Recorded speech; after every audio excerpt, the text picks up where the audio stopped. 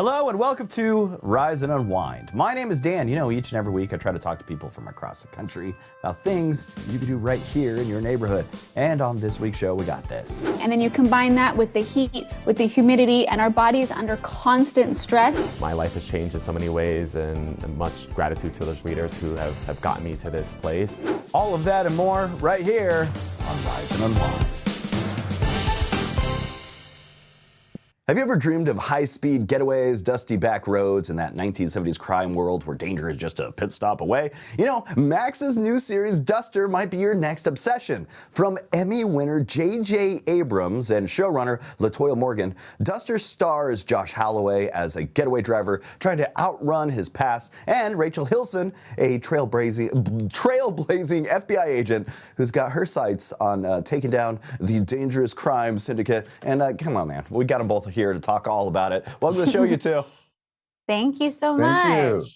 All right, Josh, you play a getaway driver in the 1970s, Southwest. What kind of drew you to this role, and what makes Duster different than some of the other crime dramas out there? Wow, everything drew me to this role. First of all, it was JJ and LaToya Morgan, and I was like, that's incredible on its own. It's such a rich era to explore. The 70s, just with fashion and music and cars and everything. It was just a dream come true to get a phone call like this. I'm like, absolutely, I'm in 100%.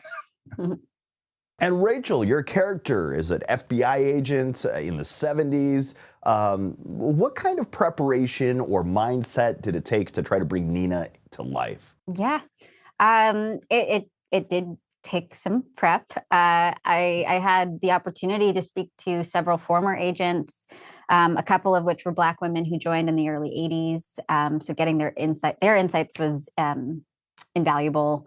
I read a bunch of books. I watched a bunch of movies, read all about Nixon and, the Panthers just before and their, their conflicts with the FBI and the Black community's conflicts with the FBI, and just sort of tried to get a well-rounded picture of where I was coming from and where I was in 1972. Yeah. And there's a heck of a lot of grit and style in the show. What kind of world are viewers stepping into when they pretty much hit play on this? Wow. It's kind of like a modern Western. It feels like it's like this. The desert is a character in itself. The car moves you between scenes, so it's got this high-octane driven pace, and then it's so character driven. You never know what character you're going to run into, so it's just like that. It's like a Pulp Fiction, lock, stock, two smoking barrels type adventure. Yeah. There was something that JJ said, I think a couple weeks ago, that was like, it's sort of like what a show that was made in the 70s would look like if, it was just elevated a little more. If it was done good. If it was done well. Josh, Rachel, thanks for joining me this morning. Duster is streaming now on Max, so check it out at max.com or search Duster on your Max app to start watching. Josh, Rachel, thanks for joining me this morning, my friends. Thank you, Dan. Ever wonder what it would look like if your favorite assassin showed up to a missing persons case with zero fear, a leather jacket, and enough charm to make you forget she's, well, lethal? You might know her from Cowboy Bebop, Jurassic World, or The Detour, but in The Accountant 2, Daniella Pineda is stepping into a whole new world of secrets, strategy, and survival. Welcome to the show, Daniella. How are you? I'm well. How are you? I'm good. Thanks for asking. Well, it looks like you open up the film with a bang, literally. In that tavern scene with J.K. Simmons, Yeah. How did you tap into Nias's cold confidence from the start? It was something that I found in the audition process. I read the sides, which are like the scene they give you for the audition, and I didn't know anything about it. They don't tell you anything. I mean, you don't know anything until like 2 weeks after you've booked the part. Like, I got access to the script, so I really was in the dark. But I made an educated guess that this was someone who was a little scary and supposed to be intimidating. And so when I was auditioning, I worked with this guy named Tyler Rice, and he just kept saying, let's make her more still. Make her more still. Don't blink. Can you do this scene and not blink? And I was just like, holy, this is so different for me. Because everything I've done before has been kind of animated or silly or, whatnot. So this was like a major, major departure from that. It was basically a good character study on how to be scary, which is not a lot of movement. All right, and there's also like this line in the notes about Anais being relaxed and chill, even in chaos. Was that fun to play, or was it like trying to really difficult to find the balance of being calm and also a psycho killer? Oh, it was really fun. It was super fun. Actually, while I was shooting that scene, I was reading this book just totally by chance called Sociopath, a memoir, which I recommend to everybody. It was absolutely fascinating and also like very educational about people who have that disorder or that diagnosis. But it was really fun to play someone who's just devoid of any fear. It was a little liberating. Not to say I condone bad behavior. I'm a huge empath and a cuddlebug, but it was kind of liberating and fun. And this is a world of intense physicality, like fight scenes, escapes, all of that. What kind of prep or training went into you building your character? Cynthia and I really went through the ringer in the best way. We both had to learn Muay Thai, which I've done a lot of fight training before, but I'm not super versed in Muay Thai, so that was a departure for me, like a lot of kicks, which I love boxing. Like I just want to box, so kicking is like tough for me. But we did a lot of wonderful rehearsals and a lot of training. My stunt double, Bronte Colugio, who's like, she's a freak of nature. She really, really held my hand throughout all of this. And it was tough. I mean, I almost like fractured my foot, and on the day was tough, but Cynthia and I worked so hard together, and she's also a lovely, lovely human being. So it really made that fight scene just more fruitful and fun. And for me, it was the highlight of the movie. And there's also a huge undercurrent of mystery for your character. Without spoiling anything, I know a lot unfolds throughout the film, but what should audiences be watching for her in this storyline? I think they should just be watching her and paying attention. This is also a movie I want to say is not something you go and watch at home. I mean, yes, it will be available streaming at home, but it really is meant for the theater. Like, you can't be on your phone playing Tetris and then half watching the movie because you're going to miss it. So this is definitely a pay attention type film. But I would just say watch her because you're probably going to see her again. Excellent. Yeah, because I also have my weird murder wall of all the photos and stuff that with strings attached to each other, trying to figure out what's going on in my life. Yeah. Charlie Day, Always Sunny wall. Oh, yeah. I got it right here. Don't look, though. I want to thank you for joining me this morning. You got to check out The Accountant 2. It's in theaters now. Thanks for joining me, Daniella. Thank you so much. Do you ever feel like everyone in your town knows everything about your life? Now imagine that. But, in the Arctic. North of North is Netflix's latest Canadian original comedy, and it follows Siaja, a young Inuk woman navigating small-town gossip, single motherhood, and discovering herself in the snowy, tight-knit community.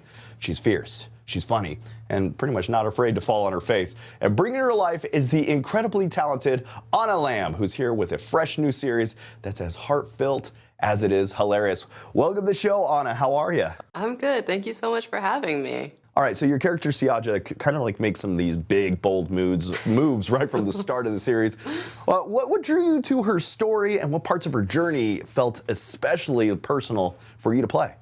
I mean, from the moment that I read the audition sides, I was so deeply invested. I loved that she was well-intentioned, but so incredibly messy and complicated, and had all of these dynamics around her, a complicated relationship with her mother, an unsatisfying marriage, but a dream and an ambition that she wanted something else for herself.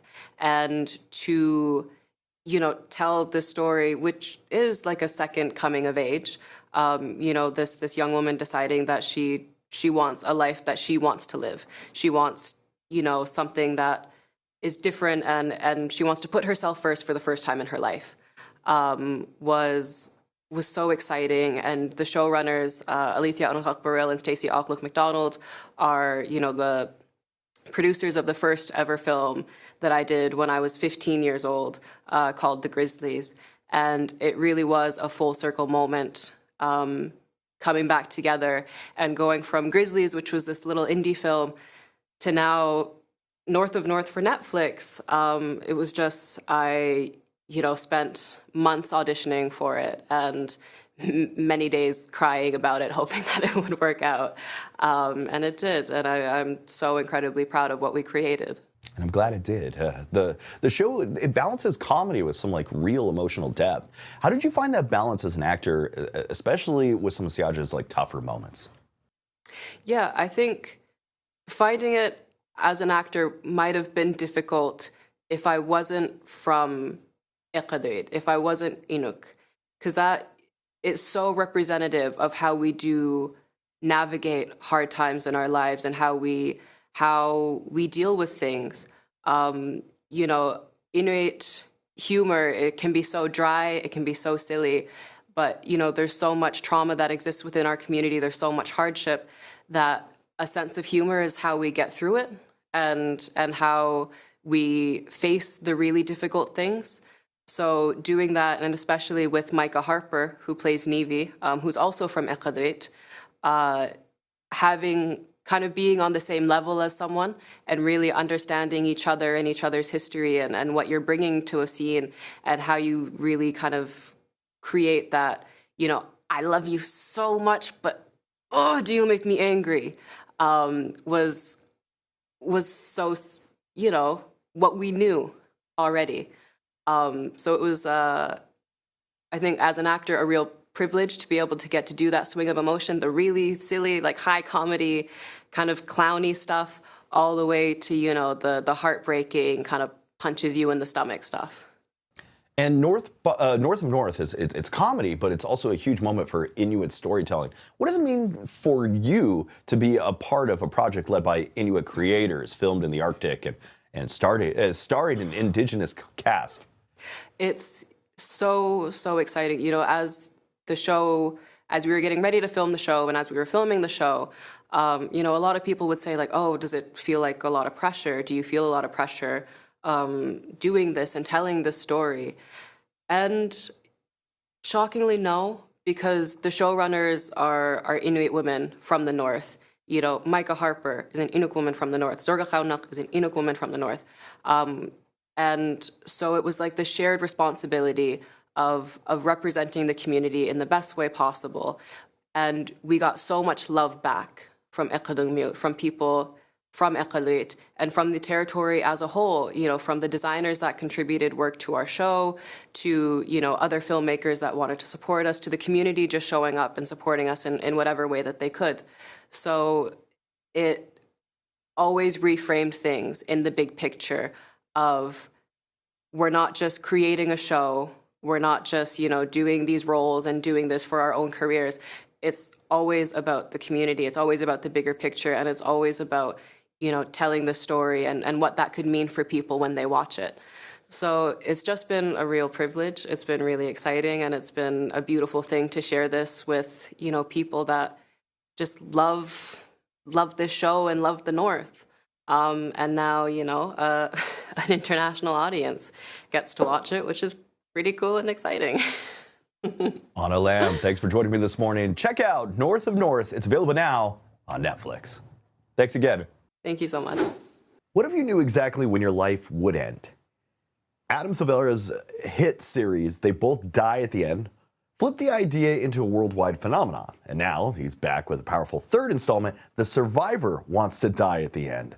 The book is already making waves and marks 10 books in 10 years for Adam, who's kind of grown up alongside with the readers. We're thrilled to welcome the TikTok sensation and the #1 New York Times best-selling author, Adam Silvera. How are you, my friend? I'm doing so well, Dan. Thank you so much for having me.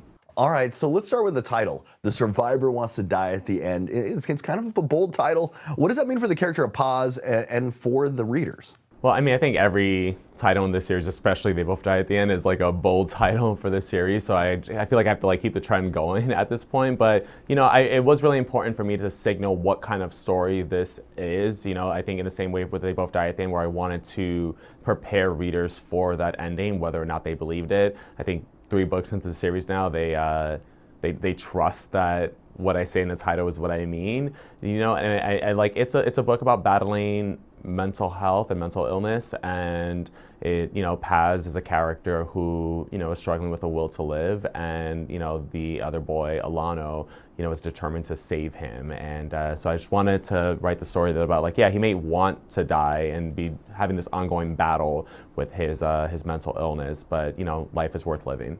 And the Deathcast universe has kind of grown into something really personal for a lot of fans. What keeps drawing you back to it as a writer? I mean, I heard this quote one time that all great stories about love or death, and this series is definitely about love and death, and you know, and I think all my work will continue to be. It's something that I'm constantly grappling with, like questions about death and mortality, and you know, these books have been a really beautiful way for me to explore these questions that I keep asking myself over the years. And this book also explores some like heavy stuff. It's grief, loneliness, and I guess even a group called the Death Guard. How do you balance all that with the message about learning to live? Well, I mean, I think we're no strangers to opposition in this world and to really like terrifying times, and yet it's in our best interest to find the beauty in life, right? And to find the people that make us feel safe and make us feel secure and make us feel loved, and knowing that even in the darkest of times, those people are out there, and it's really important for us to be reaching out to them. And even if we are in a place of strength ourselves, to be making sure that we're checking in on the people who might not be as strong as we are right now and might be a little bit more vulnerable. And you've published about 10 books in 10 years. That's pretty crazy. Looking back, how has your writing and your audience pretty much evolved over that time? I mean, it's wild. I mean, I've met some readers from the first book back in 2015, start as like freshmen starting high school, and I've now seen them exit college and get their first jobs. And some of them I've written college recommendation letters for over the years because I've known them for so long as young people who were just attending my events and always had such inquisitive questions, and were just so impressive. So it's been really wild to, you know, I started publishing when I was 25 and about to be 35 next month, and my life has changed in so many ways, and much gratitude to those readers who have gotten me to this place. And my writing has only gotten stronger because I have one rule with every book. It is for that book to be better than the last book, right? Like, I can't control the quality of a book 10 years ago, right? I did the best that I could at that time, but you know, now I can be better than that last book with more time. And you've also built a really passionate community online, especially on TikTok. How has that changed the way you've connected with readers or even write your own stories? You know, I think sometimes there's this idea that maybe there's going to be like more pressure from having like a bigger fan base that I now am going to be like scared to write. I'm like, I mean, whether I'm writing for like 1 reader or like 1 million readers, right? Like my process, like the only person's like review that I can control is my own. So as long as I know that like I'm happy with the book I put out there, I will never doubt the quality of it. I'm like, okay, this book just simply didn't connect with people at this point in time. But you know, I've been fortunate enough that, you know, the energy that I put into this book is being well received by the readers who are picking it up. The Survivor Wants to Die at the End is available now wherever books are sold. To learn more about Adam and his work, go to adamsilvera.com. Hey, thanks for joining me this morning, my friend. Thank you so much, Dan. Really appreciate it. So you probably remember the Thundermans. It's that family of super siblings trying to live that normal life. But they're back with a brand new spin-off called The Thundermans Undercover, where Phoebe, Max, and Chloe tackle fresh missions and new challenges. So joining me now are the stars themselves. We have Kira Kosarin, Jack Griffo, and Maya Lee Clark. Welcome, everyone. All right, let's start with the basics. What's Thundermans Undercover all about? The Thundermans Undercover follows Max and Phoebe as the Hero League sends them on an extended undercover mission in a beach town called Secret Shores. They bring Chloe along for the ride, both for training and to help them with the mission to take down the mastermind, and also just so that Chloe can experience what it's like to live a normal life undercover rather than being a famous superhero. And it feels a lot like the original Thundermans series, but with some new, exciting, fresh stuff. So what was it like coming back for the spin-off series? I think we were all really excited about it after doing the movie after so many years and seeing that chemistry really was still there. And it was just fun. It was just so much fun. I mean, me and Kira had the best time growing up on this show, and so to come back and get to like play the characters again in like a whole new way with new stories, 26 new episodes. I mean, we're just so incredibly lucky. And with this sort of new spin on it, we sort of come in these more mature parental roles for Chloe. We're kind of taking care of her on this new superhero undercover mission, like Kira said. But really, we want to give Chloe a more normal life, kind of like what our parents did for Phoebe and Max for us when we were kids, when we moved away from Metroburg to Hiddenville, kind of following suit and doing that again for Chloe, because we see a certain pattern that's similar to to Phoebe and Max's upbringing as well. So how do your characters grow and change in these new episodes? With Chloe, I actually got to develop her character this season, which was fun because I used to be just a 3-year-old kind of saying lines, and now I get to really show off my acting skills. And I'd say she developed like a lot of independence and sassiness. She's been very sassy, and yeah. Yeah, I mean, Phoebe and Max are always Phoebe and Max at their core. But, as we've grown as people and as actors, each time we come to the characters, obviously you have more life experience and more to bring to the character. And obviously Phoebe and Max are in a totally new paradigm. They're basically raising a 13-year-old. They're also working jobs at Chloe's school. And so it's fun to get to see Phoebe and Max in that new position. They have, some new style, some new wardrobe, some new energy. But at the end of the day, they're very much still Phoebe and Max, all of the things that make them them. Max is always fighting with his desire for fame and to be a good superhero. Phoebe is always fighting with her inability to somehow not make things worse, even though all she wants to do is be a good superhero and do great at her job.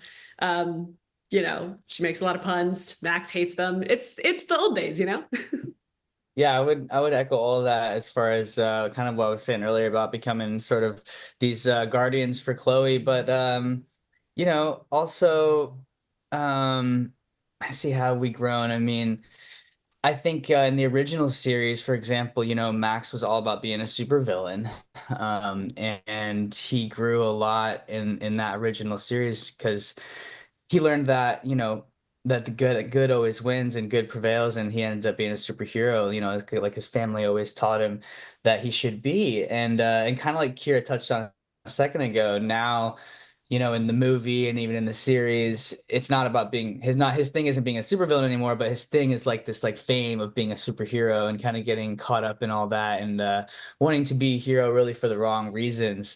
And so I think over the course of this season, we showed a little bit of it in the movie, how Max sort of developed and his heart grew a couple of sizes and realized that it wasn't all about the glitz and the glam of being a superhero.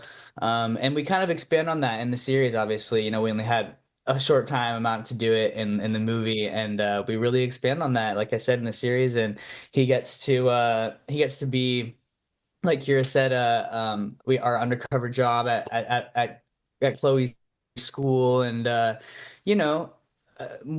find out what's important again. I think Max is someone that is impressionable and kind of gets caught up in perception and as we all can. And so I think the overlying thing for my character is just what's important, cut the fat, what do we really care about, and at the end of the day, it's really each other and our family. What do you think fans could look forward to the most? Hopefully I think lots of fun and laughs. Yeah, a lot of guest stars from the original series, a lot of action. Jack throws a couple backflips.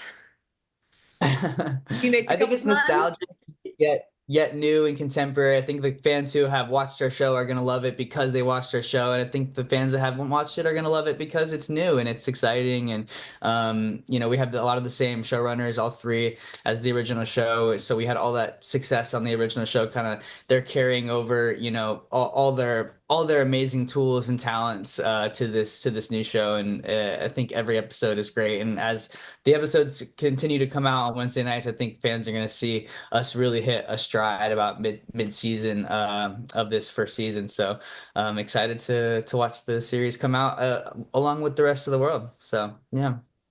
Thank you guys. Be sure to catch Thundermans Undercover, airing weekly on Wednesdays on Nickelodeon and streaming on Paramount Plus. Thank you so much for joining me, Kira, Jack, and Maya. Do you ever feel like no amount of water could shake that sluggish summer brain? Well, it turns out hydration isn't just about drinking more water, it's about how you hydrate. Dr. Dana Ryan is the Senior Director of Scientific Affairs at Liquid I.V, and she's here to break down how even mild dehydration could drain your energy, focus, and mood. And what actually helps, she's here to bring it. Welcome to the show, Dr. Dana. How are you? I'm good. Thanks so much for having me. Okay, so what is it about the summer heat that makes staying hydrated so much harder? I mean, it drains us, doesn't it? It's the go, go, go of the summer, the kids' sports, all the activities, all the vacations, everything that we're doing. And then you combine that with the heat, with the humidity, and our body is under constant stress. We're dehydrated before we know it, and it's having impacts throughout the entire day. So how does it being just a little dehydrated mess with our focus and our energy? Yeah, so being dehydrated just simply 1 to 2% can have a wide range of effects, from physical performance. So maybe you're out there trying to hit the pickleball court in the afternoon and you just kind of lost that little edge. It could be that you're just dehydrated, or in the afternoon, you're just struggling to get through that day. It's that brain fog, it's that fatigue. We may try and excuse it away to other things or the stresses of life, but it may be a simpler answer than that. It could simply be that we're just dehydrated. So what signs should we be looking for before we hit that crashing point?